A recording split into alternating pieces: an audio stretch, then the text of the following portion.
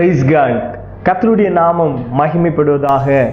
இந்த நாளுக்காய் கர்த்தரை ஸ்தோத்திரம் பண்ணுகிறேன். இந்த நாளுடைய இந்த புது கிருபையின் நிகழ்ச்சியிலே உங்கள் எல்லாரையும் சந்திப்பதில் மிக்க மகிழ்ச்சி. கர்த்தர் ஒவ்வொரு நாளும் நம்மோடு கூட இந்த நடத்தி கொண்டிருக்கிறாரே, அதற்காக நாம் அதிகமாய் கர்த்தரை ஸ்தோத்திரம் பண்ணுவோம். கர்த்தர் நம்முடைய மேய்ப்பனாக இருக்கிறார், நாம் அவருடைய மேய்ச்சலின் ஆடுகளாக இருக்கிறோம். எவ்வளவு அழகாக ஒவ்வொரு நாளும் நம்ம நடத்தி கொண்டிருக்கிறார். ஆமென். இந்த நாளிலும் நாம் தியானிக்கும்படியாய் எஸ்ராவின் புஸ்தகம் 8வது அதிகாரம் 21வது வசனத்தை நாம் தியானிக்க இருக்கிறோம். அப்பொழுது நாங்கள் எங்கள் தேவனுக்கு முன்பாக எங்களை தாழ்த்துகிறதற்கும் எங்களுக்காகவும் எங்கள் பிள்ளைகளுக்காகவும் எங்கள் சகல பொருட்களுக்காகவும் செவ்வையான வழியை தேடுகிறதற்கும் நாங்கள் அங்கே அந்த அகாவா நதி அண்டையிலே உபவாசத்தை கூறினோம். அன்பு தேவ பிள்ளைகளே, இந்த நாளிலும் நாம் எவற்றிற்கெல்லாம் நாம் ஜெபிக்க வேண்டும்? நாம் உபவாசிக்கிறோம், இரவு வேளையிலே விழித்திருந்து ஜெபிக்கிறோம், குடும்பமாக ஜெபிக்கிறோம், தனியாக ஜெபிக்கிறோம், பல நிலைகளில் நாம் ஜெபிக்கிறோம். எதற்கெல்லாம் நாம் ஜெபிக்க வேண்டும் என்கிறதை நமக்கு கற்றுத்தருகிற ஒரு வேத பகுதியாக இருக்கிறது. நாம் எதற்கெல்லாம் உபவாசிக்க வேண்டும், உபவாசித்து கர்த்தருடைய சமூகத்திலே காத்திருந்து ஜெபிக்க வேண்டும் என்பதை கற்றுத்தருகிற ஒரு வேத பகுதியைத்தான் நாம் வேதத்திலே வாசித்தோம். எஸ்ரா அவர் இப்பொழுது பாபிலோன் தேசத்தில் இருக்கிறார். எருசலேமுக்கு அவர் கடந்து வர வேண்டும். அவர்கள் அதற்காக தேவனுடைய ஒத்தாசையை, தேவனுடைய சமூகத்தை வாஞ்சிக்கிறார்கள்.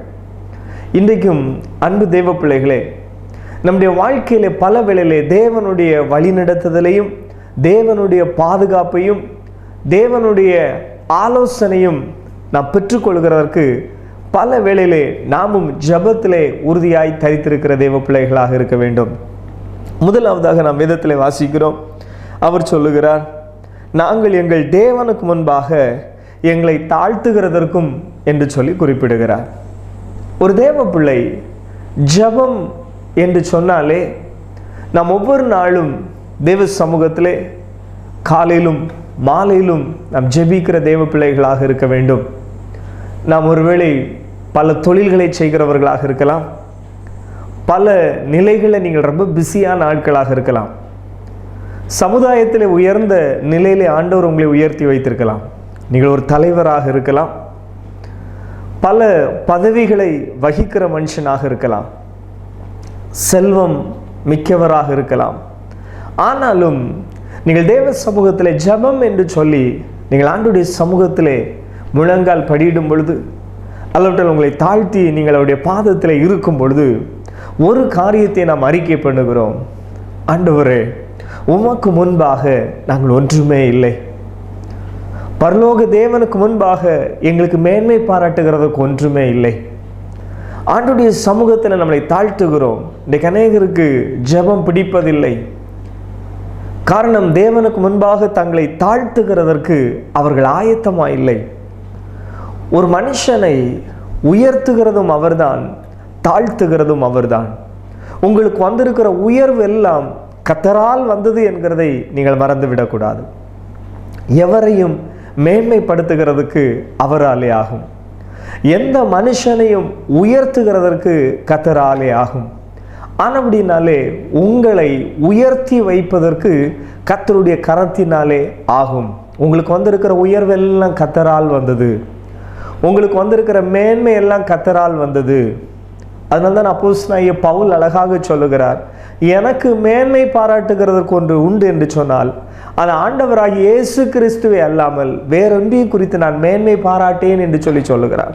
அவருடைய கல்வியை குறித்து அவருக்கு மேன்மை பாராட்டலாம், அல்லவற்றால் அவருடைய குடும்ப பின்னணியை குறித்து அவருக்கு மேன்மை பாராட்டலாம், அவருக்கு இருந்த செல்வங்களை குறித்து மேன்மை பாராட்டலாம். அதை ஒன்றையும் குறித்து நான் மேன்மை பாராட்டேன், எனக்கு மேன்மை பாராட்டுகிறதுக்கு ஒன்று உண்டு என்று சொன்னால் அது ஆண்டவராகிய இயேசு கிறிஸ்துவே என்று சொல்லுகிறார்.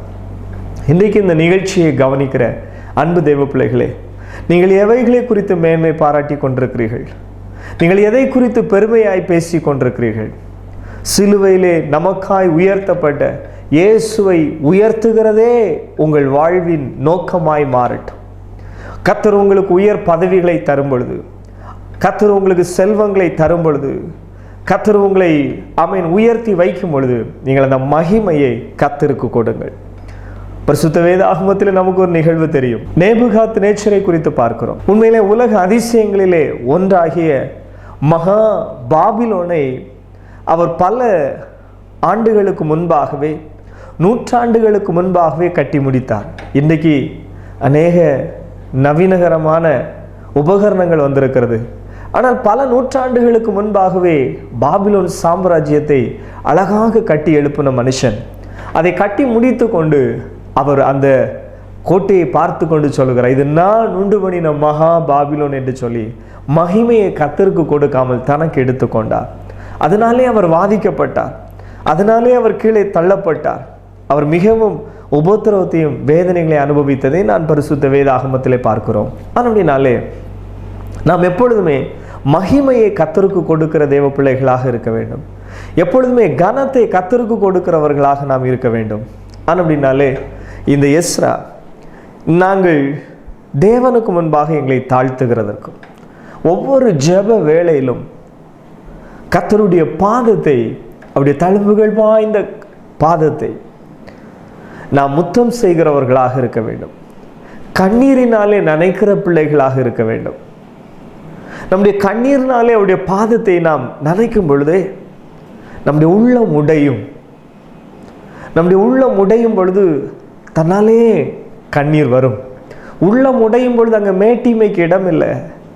உள்ளம் உடையும் பொழுது அங்கே பெருமை வராது. அதனால நம்முடைய ஜெபத்திலே நாம் தேவனுக்கு முன்பாக நம்மை தாழ்த்துகிறதற்கு அடையாளமாய் உங்கள் கண்ணீரை அவருடைய பாதத்திலே நீங்கள் ஊற்றுங்கள். உங்களுடைய கண்ணீரை ஆண்டுடைய சமூகத்திலே நாம் ஊற்றும் பொழுது உண்மையிலே அது தாழ்த்துகிறதற்கு ஒரு அடையாளமாக இருக்கிறது. சிலர் சொல்லுவார்கள், எவ்வளவுதான் ஜெபம் பண்ணாலும் கண்ணீர் வர மாட்டேங்க என்று சொல்லி. அது தேவனுடைய அன்பினாலே உங்கள் இருதயம் நிரப்பப்பட வேண்டும். நான் பாவியாக இருக்கும் பொழுதே கிறிஸ்து எனக்காக பலியானாரே. ஆண்டவராகிய இயேசு கிறிஸ்து நமக்காக அறுக்கப்பட்ட பஸ்கா ஆடு. இயேசு நமக்காக பலியானார். உங்களுக்காக, எனக்காக இயேசு சிலுவையிலே பலியானார். நம்மை நீதிமானாய் மாற்றும்படியாய், நமக்கு புது வாழ்வு தரும்படியாய், நம்மளை பாவ சேற்றிலிருந்து தூக்கும்படியாய், நமக்கு சமாதானத்தை தரும்படியாய், நம்மை வாழ வைக்கும்படியாய் இயேசு சிலுவையிலே தன்னுடைய ஜீவனையே கொடுத்தார்.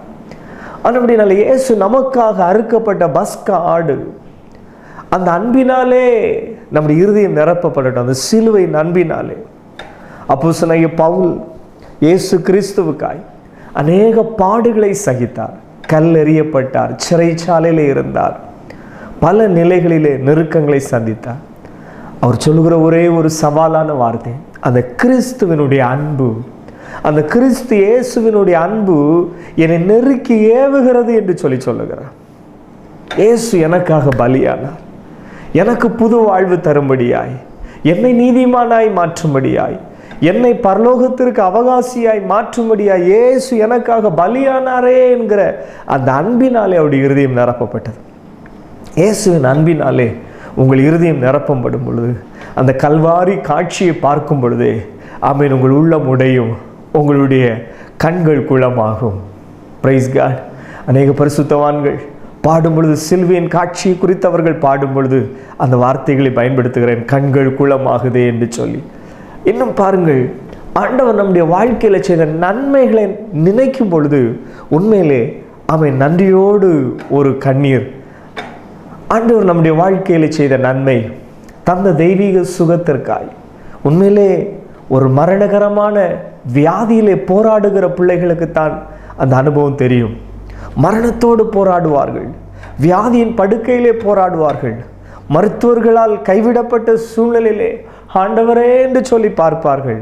அப்படி வியாதியிலிருந்து சுகமாக்கப்பட்ட பிள்ளைகள் வாழ்நாள் முழுவதும் அந்த வியாதியிலே ஆண்டவர் சுகம் தந்தாரே என்று சொல்லி இதை நினைக்கும் பொழுதே அவர்கள் கண்களிலே கண்ணீர் வரும். அல்லாவிட்டால் தரித்திரத்திலே இருந்து ஆசீர்வதிக்கப்பட்ட பிள்ளைகள் அவருடைய தரித்திரத்தை நினைக்கும் பொழுதே அவருடைய கண்களில் கண்ணீர். ஆண்டவர் எனக்கு எவ்வளவு நன்மை செய்திருக்கிறார், ஆண்டவர் எனக்கு தெய்வீக சுகத்தை தந்திருக்கிறார். ஆண்டவர் தந்த ஆசீர்வாதங்களை நினைக்கும் பொழுது, ஒரு வீடு இல்லாமல் கஷ்டப்பட்ட நாட்களிலே ஆண்டவரை நோக்கி பார்த்து கர்த்தர் ஒரு வீட்டை கொடுத்திருப்பார். அதை அவர்கள் நினைக்கும் பொழுதெல்லாம் கண்ணீரோடு ஆண்டுடைய சமூகத்திலே ஆமீன் பாருங்கள் நன்றி செலுத்துவார்கள். அன்பு தெய்வ பிள்ளைகளே, அதனால கர்த்தர் தந்த வேலைக்காய், கர்த்தர் தந்த ஐஸ்வர்யங்களுக்காய், கர்த்தர் தந்த தெய்வீக சுகத்திற்காய், ஆண்டவர் வழிநடத்தின விதங்களை, நம்முடைய வாழ்க்கையில கடந்து வந்த பாதைகளை நாம் திரும்பி பார்த்து கர்த்தருக்கு கண்ணீரோடு நன்றி செலுத்துகிற பிள்ளைகளாய் நாம் இருக்க வேண்டும். அப்படின்னாலே தேவ சமூகத்திலே நம்மை தேவன் நடத்தி வந்த விதங்களை நாம் நினைக்கும் பொழுது நம்முடைய உள்ளத்தில் இருந்து ஆண்டவருக்கு நாம் ஸ்தோத்திர பலிகளை ஏறெடுக்கும் பொழுது கண்ணீரோடு ஆண்டவருடைய சமூகத்தை நன்றி செலுத்த முடியும். இன்னும் பாருங்கள், நம்முடைய வாழ்க்கையில் ஒருவேளை நாம் காயப்பட்டிருப்போம். திடீரென்று சொல்லி நம்முடைய மன வேதனை உண்டாகும்படியா சில நிகழ்வுகள் நடந்திருக்கும். நாம் பணிபுரிகிற இடத்துல, உங்கள் வீட்டுக்குள்ளே வசிக்கிற இடத்துல, இந்த அன்னாளை கவனிங்கள். நாச்சியார் அவளுடைய அந்த சகோதரி அவளை மனமுடி வாக்கினாள் என்று சொல்லி வேதத்தில் வாசிக்கிறோம். அந்த வேளையில் அவள் ஆலயத்திற்கு ஓடி வந்து அவள் அழுது ஜெபம் பண்ணினாள் என்று சொல்லி பார்க்கிறோம். அப்போ சரீரத்திலே உண்டாகிற வேதனைகள், மனதிலே உண்டாகிற காயங்கள், யாராவது நம்மளை தூசித்து விட்டால், யாராவது நம்மளை அற்பமாய் பேசிவிட்டால், சில நிகழ்வுகள் நமக்கு முன்பாக நடந்தால் மன காயங்கள் ஏற்படும். நம்முடைய உள்ளம் மிகுந்த வேதனையோடு இருக்கும். அந்த கண்ணீரை ஒரு மனுஷனுக்கு முன்பாக போய் நாம் ஊற்றுவோம் என்று சொன்னால் அதில் ஒரு பிரயோஜனமும் நமக்கும் இல்லை. அநேகர் இன்னைக்கு இப்படி பலவிதமாக அவருடைய உள்ளம் காயப்படும், அவருடைய உள்ளம் வேதனையினால் நிரப்பப்படும். ஆனால் அந்த வேதனை இன்னொரு நபரிடத்திலே சென்று ஊற்றுவார்கள். அது உங்கள் வேதனை மாறாது. அவர்கள் அதை ஒரு 10 பேருக்காவது அவர்கள் பரப்புவார்கள். ஆனால் உங்கள் கண்ணீரை, இயேசுவின் பாதத்தை நீங்கள் நனைப்பீர்கள் என்று சொன்னால் மனிதனால் உண்டாகிற வேதனைகள், நீங்கள் சரீரத்திலே படுகிற வேதனைகள், அல்லோட்டால் பலவிதமான துன்பங்களிலே நீங்கள் அகப்பட்டிருக்கிற அந்த வேதனையை, அந்த வேதனையினால் உண்டாகும் அந்த கண்ணீரையும் இயேசுவின் பாதத்தில் நீங்கள் ஊற்றுவீர்கள் என்று சொன்னால் உங்கள் வேதனை நீங்கி நீங்கள் சுகமாய் இருக்கும்படியாய் கர்த்தர் அனுக்கிரகம் பண்ணுவார். ஆமென். பெரும்பாடுள்ள ஸ்திரீட்ட சொல்ல, வேதனை நீங்கி நீங்கி நீ சுகமாய் இரு என்கிற அந்த வார்த்தையின்படியே கர்த்தர் நம்முடைய வேதனைகளை நீக்கி நம்மளை சுகமாய் இருக்க கர்த்தர் அனுக்கிரகம் பண்ணுவார். ஆமென். எங்கள் தேவனுக்கு முன்பாக எங்களை தாழ்த்துகிறதற்கும் என்கிற அந்த வார்த்தைக்காய் கர்த்தரை ஸ்தோத்திரம் பண்ணுகிறேன். தேவனுக்கு முன்பாக நம்மளை தாழ்த்த வேண்டும். ஆமென். ஆண்டவருடைய சமூகத்தில் தன்னை தாழ்த்தாத ஆத்துமாக்கள் எல்லாம் அறுப்புண்டு போகும் என்று சொல்லி வேதத்திலே வாசிக்கிறோம். ஏன் வாரத்துக்கு ஒரு நாள் நம்ம ஆலயத்துக்கு செல்கிறோம்? கர்த்தருக்கு முன்பாக நம்மளை தாழ்த்துகிறதற்காக. கடந்த 6 நாளும் நான் அல்ல, நீர் தான் என்னை இயக்குனது, நீங்கள் தான் எனக்கு ஞானம் தந்தீங்க, நீங்கள் தான் எனக்கு சுகம் தந்தீங்க, நீங்கள் தான் என் குடும்பத்தை பாதுகாத்தீங்க என்று சொல்லி தேவனுக்கு முன்பாக நம்மளை போய் தாழ்த்துகிறோம். அன்பு தெய்வ பிள்ளைகளே, கர்த்தருடைய ஆலயத்துக்கு போகும் பொழுது ஆமென், உங்களை எவ்வளவு தாழ்த்த முடியுமோ அவ்வளவு தாழ்த்துங்கள். உங்கள் தனி ஜெபங்களிலே ஆண்டவருடைய சமூகத்திலே தாழ்த்த வேண்டும், குடும்பமாய் தாழ்த்த வேண்டும். எங்கள் பரலோக ராஜாவுக்கு முன்பாக நாங்கள் ஒன்றும் இல்லைப்பா, எங்களால் ஏதாவது ஆகும் என்று யோசிப்பதற்கே எங்களுக்கு ஆமென் ஒரு தகுதியுமே இல்லை என்று சொல்லி நீங்கள் தேவனுக்கு முன்பாக உங்களை தாழ்த்துவீங்கன்னா, தாழ்மை உள்ளவர்களுக்கு கிருபை அளிக்கிற கர்த்தர், தன்னைத்தானே தாழ்த்துகிற எவனும் உயர்த்தப்படுவான் என்கிற அந்த வாசகத்தின்படி கர்த்தர் உங்களை உயர்த்துவார். சாந்த குணம் உள்ளவர்கள் அவர்கள் பாக்கியவான்கள், அவர்கள் பூமியை சுதந்தரிப்பார்கள் என்று சொல்லி வேத வசனம் சொல்லுகிறதே. கர்த்தர் உங்களை உயர்த்துவார், கர்த்தர் உங்கள் ஆமென் கொம்பை உயர பண்ணுவார். ஆமென். அப்போ தேவ சமூகத்திலே நம்மை தாழ்த்துகிறதற்காக. இரண்டாவதாக எதற்காக என்று சொன்னால் எங்களுக்காக சிலரை கவனிக்கும் பொழுது அவர்கள் தேசத்திற்காக ஜெபிப்பார்கள், அல்லவிட்டால் பிள்ளைகளுக்காக ஜெபம் பண்ணுவார்கள், குடும்பத்தில் உள்ள பல காரியங்களுக்காக ஜெபிப்பார்கள். இவர்கள் சொல்லுகிறார்கள், நாங்கள் எங்களுக்காக ஜெபிக்கிறோம். நாம் பாருங்கள், குழுவாக ஜெபிக்கும் பொழுதும், நாம் சபையாக ஜெபிக்கும் பொழுதும், நாம் குடும்பமாக ஜெபிக்கும் பொழுதும், அதன் பிறகு உங்களுக்காக நீங்கள் ஜெபம் பண்ணணும். ஆண்டவரே, உங்கள் கரம் என் மேலே அமரட்டும். விசுவாசத்தோடு உங்கள் கரத்தை நீங்கள் தலைக்கு மேலே வச்சுட்டு, ஆண்டவரே என் கரம் என் தலைக்கு மேலே அமர்ந்திருக்கிறது போல உங்கள் தழும்புகள் வாய்ந்த கரம் என் சிரஸ் மேலே அமரட்டோம்ப்பா, என்னை ஆசீர்வதிங்க ஆண்டவர். நீங்கள் உங்களுக்காக ஜெபம் பண்ணணும். எனக்கு ஞானத்தை தாங்க, எனக்கு கிருபையை தாங்க, எனக்கு பலத்தை தாங்க, எனக்கு இன்னும் உங்கள் அபிஷேகம் எனக்கு வேணும், உங்கள் ஆலோசனை இன்னும் எனக்கு வேணும் ஆண்டவரே என்று சொல்லி உங்களுக்காக ஜெபம் பண்ணணும். என் கையின் பிரயாசத்தை ஆசீர்வதிங்க, என்னோடு கூட இருங்க என்று சொல்லி நீங்கள் உங்களுக்காக ஜெபிக்கிறவங்களா இருக்கணும். உங்கள் ஆவிக்குரிய வாழ்க்கைக்காய், உங்களுடைய சரீர சுகத்திற்காய், உங்களுடைய தொழிலுக்கு, உங்களுடைய எல்லா காரியங்களுக்காக உங்களுக்காக நீங்கள் ஜெபிக்கிறவங்களா இருக்கணும். உங்களுக்காக நீங்கள் ஜெபம் பண்ணணும். அவங்க சொல்கிறாங்க, நாங்கள் எங்களுக்காகவும். மூன்றாவதாக நான் வாசிக்கும் பொழுது, எங்கள் பிள்ளைகளுக்காகவும் ஆண்டவராகிய இயேசு கிறிஸ்து அவர் சிலுவையை சுமந்து கொண்டு அந்த கொல்கதா மேட்டுக்கு நேராக அவர் மிகுந்த சோர்வுற்றவராய், காரணம் இரவு முழுதும் அவர் தூங்கவில்லை.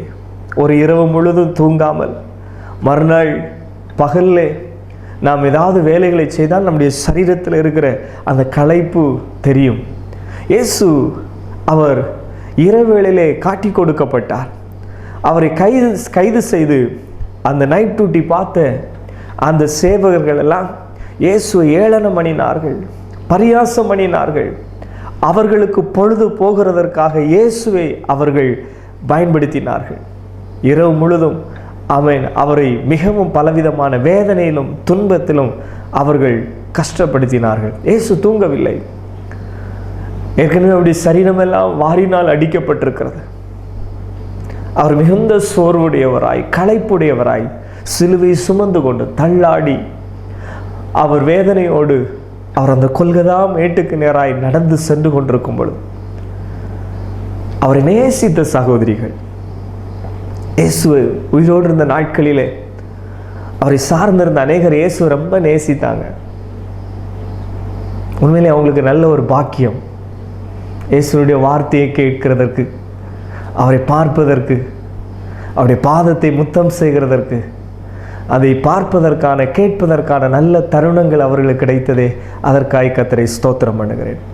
நம்முடைய ஆயுசு நாட்களிலும் இயேசுவை நம்முடைய சொந்த இரட்சகராய் இயேசுவை ஏற்றுக்கொள்கிறதுக்கு நமக்கு கிடைத்த அந்த நல் பாக்கியத்திற்காய் கர்த்தரை ஸ்தோத்திரம் பண்ணுங்க. அவரை சொந்தமாய் கொண்டது பெரிய ஆசீர்வாதம். இயேசுவை நாமும் பாட, அவருடைய வசனத்தை கேட்க, அவருடைய வசனத்தை பேச, அவருடைய வசனத்தை வாசிக்க, அவரை புகழ்ந்து பாட நம்முடைய வாழ்க்கையில் கிடைத்திருக்கிற இது ஒரு பெரிய ஆசீர்வாதம். இது ஒரு நல் பாக்கியம். உங்களுக்கு பல கோடி சொத்துக்கள் இருந்தும் இயேசு உங்களுக்கு சொந்தமாய் மாறாவிட்டால் ஒரு பிரயோஜனம் இல்லை.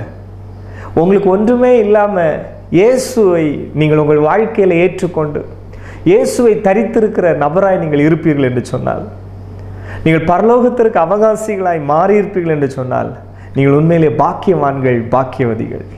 ஆமென். அப்படினால் நம்முடைய வாழ்க்கையிலே நாம் இயேசுவை தேட, அவருடைய வசனத்தை கேட்க நிறைய குடும்பங்கள் இருக்கிறது. எல்லா வீட்லேயும் கிறிஸ்தவ நிகழ்ச்சிகள் நடக்கிறதில்ல. எல்லா குடும்பங்களும் ஆவலாய் வசனத்தை கேட்கிறதும் இல்லை. குடும்பமாய் பல நிகழ்ச்சிகளை தான், சீரியலும் அல்லவிட்டால் மற்ற பாடல்கள், மற்ற காரியங்களுக்கு தான் முக்கியத்துவம் கொடுக்கிறார்கள். வேத வசனத்தை கேட்கும்படியாக கர்த்தர் உங்களுக்கு உதவி செய்தார். இது ஒரு பெரிய ஆசீர்வாதம், இது ஒரு சமாதானம். கர்த்தரை குடும்பமாய் ஆராதிக்க, நீங்கள் ஆண்டவரை சென்று ஆலயத்திற்கு போய் அவரை மகிமைப்படுத்த உங்களுக்கு கிடைத்திருக்கிற அந்த நல் பாக்கியம். இதே போல தான் அன்றைக்கு எருசலேம் வீதியிலே அவருடைய சிலுவை பாடை அநேகர் பார்க்கிறார்கள். அவரை நேசித்தவர்கள் அவர் பட்ட பாடை பார்த்து கொண்டு அவர்களால் சும்மா இருக்க முடியவில்லை. அவர்கள் அழுகிறார்கள். அழுதவர்கள் சொல்லுகிற வார்த்தை, ஆண்டவரே நாங்கள் உமக்காய் அழுகிறோம், ஆண்டவரே நாங்கள் உமக்காய் அழுகிறோம் என்று சொல்லி கதறுகிறார்கள் இந்த சகோதரிகள். காரணம், இயேசு எப்பொழுதும் அவர் அவ்வளவாக அவரை பார்க்கும் பொழுதே மகிமையாய், இன்பமாய், கலகலப்பாக இருக்கிறவர். இப்பொழுது பாருங்கள், சோர்வுற்றவராய், நடக்க முடியாதபடிக்கு அந்த சிலுவையை சுமந்து கொண்டு அவர் முகங்குப்புற விழும் பொழுது இந்த சகோதரிகள் சொல்லுகிறார்கள், ஆண்டவரே நாங்கள் உமக்காக அழுகிறோம், நாங்கள் உமக்காக அழுகிறோம் என்று சொல்லி இயேசு சொன்னார், நீங்கள் எனக்காக அழ வேண்டாம், உங்களுக்காகவும் உங்கள் பிள்ளைகளுக்காக நீங்கள் அழுங்கள் என்று சொல்லி சொன்னார். இன்றைக்கும் அன்பு தேவ பிள்ளைகளே, உங்கள் பிள்ளைகளுக்காக தினமும் நீங்கள் தேவ சமூகத்திலே ஜெபிக்கிறவர்களாக மாறுங்கள். உங்கள் ஒவ்வொரு பிள்ளைகளுடைய பெயர்களை சொல்லி நீங்கள் ஜெபிங்கள். உங்கள் பிள்ளைகளுக்கு நீங்கள் செல்வங்களை சம்பாதித்து வைத்திருக்கலாம்.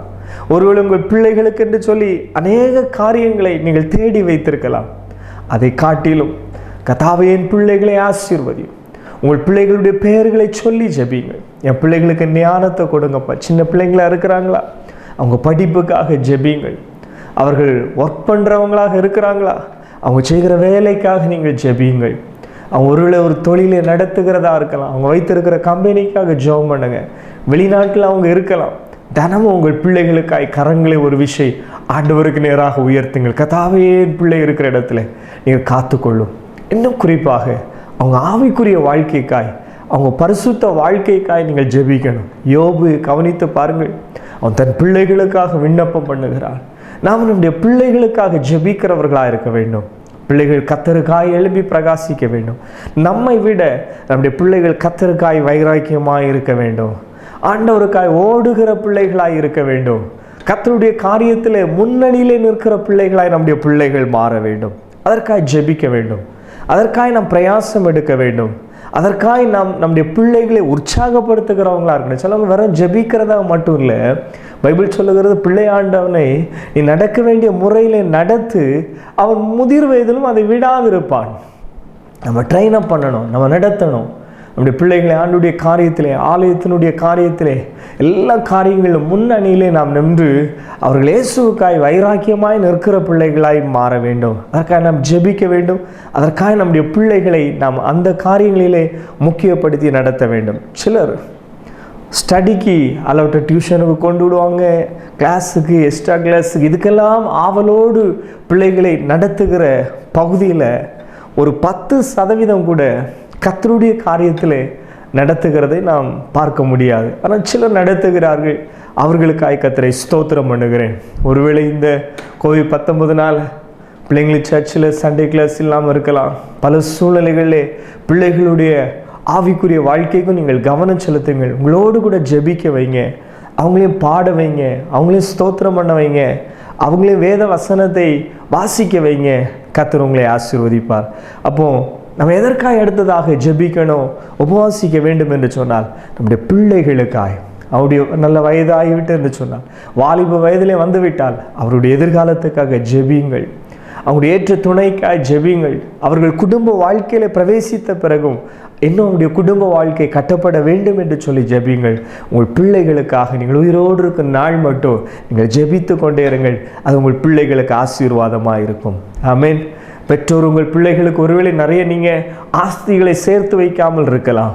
ஆனால் பிள்ளைகளுக்காக ஆண்டவரே, என் பிள்ளையை ஆசீர்வதியும் என்று சொல்லி நீங்கள் ஜெபிக்கும் பொழுது கர்த்தர் உங்கள் பிள்ளைகளை ஆசீர்வதிப்பார். எத்தனையோ சாட்சிகளை நான் கேட்டிருக்கிறேன், நீங்களும் கவனித்திருப்பீர்கள்.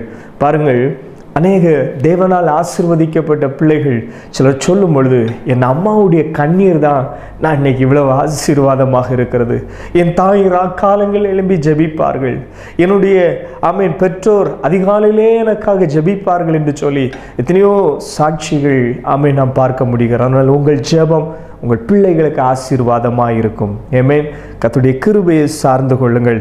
அடுத்ததாக அவர்கள் 4வதாக எங்கள் சகல பொருட்களுக்காகவும் என்று சொல்லி நாம் வேதத்தில் வாசிக்கிறோம். இந்த எஸ்ரா அவர் எருசலேமுக்கு போகும் பொழுது, பொருட்கள் என்று சொன்னால் இவர்களுடைய உடைமைகள் மட்டுமல்ல, அங்கு தேவனுடைய ஆலயத்திற்காக வேண்டிய சில பொக்கிஷங்கள், பாபிலோன் தேசத்திலே எல்லா பிரபுக்கள் என்னுமாக அந்த ராஜாவினுடைய கஜானாவில் இருந்தும் நேபுகாத் நேச்சர் ஆலயத்தினுடைய பனிமுட்டுகள், பொருட்கள் எதையெல்லாம் கொண்டு வந்தாரோ அந்த பொன் பாத்திரங்கள், அந்த செல்வங்களை எல்லாம் இவர் திரும்ப அனுப்புகிறார். எஸ்ரா அந்த உடைமைகளை கொண்டு போகிறார். ஆனபடினால்தான் அந்த விலை உயர்ந்த பொருட்கள் நாங்கள் பத்திரமாய் கொண்டு போய் சேர்க்கணும். இப்பொழுது இந்த தேசத்திலிருந்து ஜனங்கள் ஆலயத்திற்காக தந்து விடுகிற காணிக்கைகள், அந்த நாட்களிலே பொன் வெள்ளியை ஆலய வேலைக்காக அவர்கள் கொடுக்கிறார்கள். அந்த உடைமைகளை, அந்த செல்வங்களை பத்திரமாய் கொண்டு போய் சேர்க்க வேண்டும். அந்த பாதுகாப்புக்காய் நம்ம ஆண்டுடைய சமூகத்திலே ஜெபிக்கிறேன் என்று சொல்லி, உங்கள் வீட்டிலே ஒருவேளை நீங்கள் நன்றாக காம்பவுண்டு சுவர்களை எழுப்பியிருக்கலாம், உங்கள் உடைமைகள் எல்லாம் ரொம்ப பத்திரமா இருக்கலாம். ஆனாலும் தினமும் உங்களுக்குரிய யாவற்றிற்காய் நீங்கள் ஜெபிக்கணும். கர்த்தாவே, என்னுடைய வாகனங்களை பாதுகாத்து கொள்ளும், எங்களுடைய மிருக ஜீவன்களை பாதுகாத்து கொள்ளும், எங்கள் விளைச்சலுடைய நிலங்களை பாதுகாத்து கொள்ளும். நீங்கள் இருக்கிறது ஒரு இடமா இருக்கலாம், நீங்கள் முதலீடு பண்ணியிருக்கிறது ரொம்ப தூரத்திலே இருக்கலாம். ஆனால் கர்த்தாவே, உடைய தூதர்மாரை கொண்டு பாதுகாத்து கொள்ளும். உங்கள் உடைமைகளுக்காக நீங்கள் ஜெபிக்கணும். நம்ம ஆராதிக்கிற தேவன் இரவும் பகலும் அவர் தூங்குவதில்லை, நமக்காக தம்முடைய தூதனுக்கு கட்டளையிடுகிறவர். அப்படின்னாலே நீங்கள் தேவ சமூகத்திலே உங்கள் உடைமைகளுக்காய், வேதத்திலே வாசிக்கிற யோபையும் அவனுக்கு உண்டான யாவற்றையும் கர்த்தர் வேலி அடைத்து வைத்திருந்தார். ஆனால் நம்மையும் நமக்கு உண்டான யாவற்றையும் வேலி அடைக்கிற ஒரு நல்ல தகப்பன் நமக்கு இருக்கிறார். அதற்காக உங்கள் உடைமைக்காக ஜெபம் பண்ணுங்க, உங்களுக்கு உண்டான யாவற்றிற்காக ஜெபம் பண்ணுங்க. அடுத்ததாக செவ்வையான வழியை தேடுகிறதற்கும் நாம் நடக்க வேண்டிய வழியை ஆண்டவர்கிட்ட கேட்கணும். ஒவ்வொரு நாளும் கர்த்தாவே, என் மேலே கண் வைத்து எனக்கு ஆலோசனை சொல்லுங்கள். பிள்ளைங்களுடைய ஸ்டடியாக இருக்கலாம், அல்லது நீங்கள் சில வேளை குழப்பமாக இருக்கலாம், எதை தெரிந்தெடுக்கிறதற்கு என்று சொல்லி நீங்கள் கர்த்தருடைய சமூகத்திலே பாருங்கள், செவ்வையான வழியை தேடுகிறதற்காக நீங்கள் ஜெபிக்கிற பிள்ளைகளாக இருக்க வேண்டும். அடுத்ததாக வழியிலே சத்ருவை விலக்கி எங்களுக்கு துணை செய்யும்படியாய், இவர்கள் சுமார் 1500 கிலோமீட்டர் அவங்க நடக்கிறாங்க. கொஞ்சம் தூரம் இல்லை, 1500 கிலோமீட்டர். அப்போ இப்போ ஆண்டுடைய சமூகத்தில் ஜெபம் பண்ணுறாங்க, எங்களுக்கு வழியில் எங்களை சத்ருவை விலக்கி காத்து எங்களை நீங்கள் நடத்தணும் என்று சொல்லி. நமக்கும் நம்முடைய வாழ்க்கையில் பல நிலையிலே நமக்கு எதிராக பல ஆயுதங்கள் இருக்கலாம், நமக்கு எதிராக பல சூழ்ச்சிகள் இருக்கலாம். நமக்கு தெரியாது, நம்மகிட்ட நல்லா பேசுறது போல பேசிடுவாங்க, ஆனால் அவங்களே நமக்கு பலவிதமான சூழ்ச்சிகளையும் பலவிதமான குழிகளையும் வெட்டி வைத்திருப்பார்கள். ஆனால் நம்முடைய கண்கள் கர்த்தரை நோக்கி பார்க்கும் பொழுது, நம்ம ஆண்டவரிடத்தில் ஒத்தாசையை கேட்கும் பொழுது, எல்லா சூழ்ச்சிக்கும் கர்த்தர் நம்மளை விலக்கி காப்பார். விசுவாசிக்கிறீங்களா? கரங்களை உயர்த்தி ஆமேன்னு சொல்லுங்களேன். ஆமென். எல்லா மனுஷனுடைய சூழ்ச்சிக்கும், எல்லா சாத்தானுடைய தந்திரங்களுக்கும் கர்த்தர் நம்மை விலக்கி காப்பார். நம்மை மட்டுமல்ல, நம்முடைய முழு குடும்பத்தையும், நமக்குண்டான யாவற்றையும். ஜெபம் அப்படிப்பட்ட ஆசீர்வாதங்களை நமக்கு கொண்டு வரும். நம்முடைய குடும்ப ஜெபம், தனி ஜெபம், நம் சபையாய் கூடி ஜெபிக்கிற ஜெபம், ஆமென். பாருங்கள், நம்முடைய வாழ்க்கையிலே நமக்கு விரோதமாக இருக்கிற அநேக ஆயுதங்களை வாய்க்காதே போக பண்ணும். அடுத்ததாக அவர் சொல்லுகிறார், உபவாசம் பண்ணி தேடின காரியத்திற்கு கர்த்தர் பதில் தந்ததாக 8வது அதிகாரம் 23 நாம் இப்படியாக வாசிக்கிறோம். அப்படியே நாங்கள் உபவாசம் பண்ணி எங்கள் தேவனிடத்தில் அதை தேடினோம், எங்கள் விண்ணப்பத்தை கேட்டருளினார். ஆண்டவரிடத்தில் தேடினோம், எங்களுடைய விண்ணப்பத்தை கேட்டார். 31 நாம் இப்படியாக வாசிக்கிறோம். நாங்கள் எருசலேமுக்கு போக 1ஆம் மாதம் 12ஆம் தேதியிலே அந்த அகாவா நதியை விட்டு பயணம் புறப்பட்டோம். எங்கள் தேவனுடைய கரம் எங்கள் மேல் இருந்து வழியிலே சத்ருவின் கைக்கும் பதிவிருக்கிறவர்கள் கைக்கும் எங்களை தப்புவித்தது. அந்த வார்த்தையை சொல்லுங்க பார்ப்போம். எங்களை தப்புவித்தது. வழியிலே பதிவிருக்கிறவர்கள், அல்லாவிட்டால் வழி கொள்ளையர்கள் அந்த காலங்களிலே இருந்தே இன்றைக்கு வரை இருக்கிறார்கள். பத்திரிகையில் நாம் வாசிக்க முடிகிறது. பதிவிருக்கிறவர்கள் ஒளிச்சு இருப்பாங்க, அவங்க கைக்கெல்லாம் எங்களை தப்புவித்தது. ஜெபம் நம்மளை தப்புவிக்கும். இன்றைக்கு விசுவாசத்தோடு ஒவ்வொரு நாளும் ஜெபிக்கிற அன்பு குடும்பமே, ஜெபிக்கிற அன்பு சகோதரனே, ஜெபிக்கிற அன்பு சகோதரியே, கர்த்தர் உங்களையும் உங்கள் குடும்பத்தையும் உங்களுக்கு உண்டான யாவற்றையும் கர்த்தர் தப்புவிப்பார். தப்புவிக்கிற ஒரு நல்ல தேவன் நமக்கு உண்டு. ஆமென். Praise God. விசுவாசிக்கிறீங்களா? இதுவரை ஆண்டவர் நம்மை தப்புவித்தார். வியாதிக்கு தப்புவித்தார், இந்த COVID-19க்கும் நம்மளை தப்புவித்தார். ஆமென். அநேக கஷ்டங்கள் அல்லாவிட்டால் விபத்துகளில் நம்மளை தப்புவித்தார். எத்தனையோ காரியத்தில் நம்முடைய குடும்பத்தை தப்புவித்தார். ஆமென். அதற்கெல்லாம் கண்ணீரோடு நன்றி சொல்லுவோம். இன்னும் தப்புவிப்பார். ஒரு பழைய பக்தன் இப்படியாய் பாடுவார், தாங்குவார், தப்புவிப்பார், ஏந்துவார் என் தேவன் என்று சொல்லி. ஆமென். இம்மட்டும் கைவிடா தேவன் இனியும் உங்களை கைவிட மாட்டார். கண்களை மூடுமா, ஜெபிப்போமா. கர்த்தாவே, உமக்கு ஸ்தோத்திரம். இந்த நாளிலும் நாங்கள் எதற்கெல்லாம் ஜெபிக்க வேண்டும் என்று சொல்லி நாங்கள் எஸ்ரா புஸ்தகத்திலிருந்து கற்றுக்கொண்டோம் ஆண்டவரே. தகப்பனே, உமக்கு ஸ்தோத்திரம் ஆண்டவரே. எங்களை தேவனுக்கு முன்பாக தாழ்த்துகிறதற்கு இன்றைக்கு அர்ப்பணிக்கிறோம். இந்த வார்த்தையை கேட்டுக்கொண்டு ஜெபிக்கிற ஒவ்வொரு பிள்ளைகளையும் நீர் ஆசீர்வதிங்க தகப்பனே. தகப்பனே உமக்கு ஸ்தோத்திரம் ஆண்டவரே. அல்லேலூயா. ஒவ்வொரு நாளும் கண்ணீரோடு உங்கள் பாதத்தை நனைக்கிற விசேஷித்த கிருபையை கொடுங்கப்பா. இந்த நாட்கள் வரை கண்ணீரோடு ஜெபித்து கொண்டிருக்கிற பிள்ளைகளுக்கு நீர் ஒரு காலத்தை வைத்திருக்கிறீரே, அதற்காய் ஸ்தோத்திரம். ஆமென். கண்ணீரோடு விதைக்கிறவன் கம்பீரமாய் அறுப்பான் என்று சொன்னது போல உம்முடைய பிள்ளைகள் கம்பீரமாய் அறுக்கிற நாட்களை கர்த்தர் வைத்திருக்கிறீரே, அதற்காய் உமக்கு ஸ்தோத்திரம். நன்றி தகப்பனே. எங்களுக்காகவும் எங்கள் பிள்ளைகளுக்காகவும் என்கிற அந்த வார்த்தையின்படி நாங்கள் எங்கள் பிள்ளைகளுக்காய் ஜெபிக்க நீர் கிருபை தாரும். ஒவ்வொருவருக்கும் கிருபை கொடுங்கப்பா. பிள்ளைகளுடைய படிப்புக்காய், பிள்ளைகளுடைய எதிர்காலங்களுக்காய் ஜெபிக்கிற அன்பு சகோதரர்களாய் இயேசுவின் நாமத்திலே மாறுவார்களாக. ஜெபிக்கிற அன்பு சகோதரியாய் இயேசுவின் நாமத்திலே மாறுவார்களாக. ஆமென். ஜெபிக்கிற ஒரு விசேஷித்த கிருபை இப்பொழுதே உம்முடைய பிள்ளைகளுக்கு நீர் கொடுக்கிறதற்காய் உமக்கு ஸ்தோத்திரம் ஆண்டவரே. ஆமென். ஹல்லேலூயா. எங்கள் சகல பொருட்களுக்காகவும் என்கிற அந்த வார்த்தையின்படி உடைமைகளுக்காக, தங்களுடைய ஆஸ்திகளுக்காகவும் தங்களுடைய எல்லா காரியத்தையும் தினமும் கர்த்தருடைய கரத்திலே கொடுத்து ஜெபிக்கிற பிள்ளைகளாய் மாறுவார்களாக. செவ்வையான வழியில நீர் நடத்துங்கப்பா. நாங்கள் நடக்க வேண்டிய வழியை நீர் எங்களுக்கு காண்பீங்க. ஸ்தோத்திரம் ஆண்டவரே. வழியிலே சத்துருவுக்கு விலக்கி எங்களுக்கு பாதுகாக்கும்படியாய் துணை செய்தீர் என்று சொல்லி ஆமென் அவர்கள் அறிக்கை பண்ணினது போல தகப்பனே, பதிவிருக்கிறவர்கள் ஹல்லேலூயா எல்லா சூழ்ச்சிகளுக்கும் உம்முடைய பிள்ளைகளை நீர் விலக்கி ஆமென் தாங்குகிறதற்காய் உமக்கு ஸ்தோத்திரம் ஆண்டவரே. நீர் தப்புவிக்கிறவரே, அதற்காய் உமக்கு ஸ்தோத்திரம். இதுவரை குடும்பங்களை நீர் தப்புவித்து கொண்டிருக்கிறீரே, அதற்காய் ஸ்தோத்திரம். உனக்கு விரோதமாய் உருவாக்கப்படும் எந்த ஆயுதமும் வாய்க்காதே போகும் என்கிற அந்த வார்த்தையின்படி குடும்பங்களுக்கு விரோதமாக உருவாக்கப்படுகிற எல்லா ஆயுதங்களும் இயேசுவின் நாமத்திலே செயலிழந்து போகட்டும். உனக்கு விரோதமாய் ஒரு வழியாய் வருகிறவர்கள் 7 வழியாய் ஓடி போவார்கள் என்கிற அந்த வார்த்தையின்படி கர்த்தர் உம்முடைய பிள்ளைகளுக்காய் எழுந்தருளும். இன்றைக்கும் ஆண்டவரே உமக்கு ஸ்தோத்திர. கண்ணீரோடு ஜெபிக்கிற ஒரு விசேஷித்த கிருபையை கொடும். உம்முடைய பிள்ளைகளுடைய வேதனையின் கண்ணீர்கள் ஆனந்த கண்ணீராய் மாறட்டும் ஆண்டவரே. இந்த நிகழ்ச்சியை கவனிக்கிற ஒவ்வொருவரையும் நீர் இந்த வேளையில் தாமே உம்முடைய பிள்ளைகள் எல்லா சூழ்ச்சிக்கும், எல்லா மனுஷனுடைய தந்திரத்திற்கும், பிசாசனுடைய வல்லமைகளுக்கும் நீர் தப்புவிக்கணுமே. குடும்பங்களை சுப காரியங்கள் நடக்கட்டும். உம்முடைய பிள்ளைகளுடைய வீட்டிலே துக்கங்கள் சந்தோஷமாய் மாறட்டும். தேவ பிரசன்னம் ஒவ்வொருடைய வீட்டை நிரப்பட்டும் ஆண்டவரே. ஆசீர்வதியும். இயேசு கிறிஸ்துவின் நாமத்திலே வேண்டிக் கொள்கிறேன் ஜீவனுள்ள நல்ல பிதாவே. ஆமென். ஆமென். God bless you.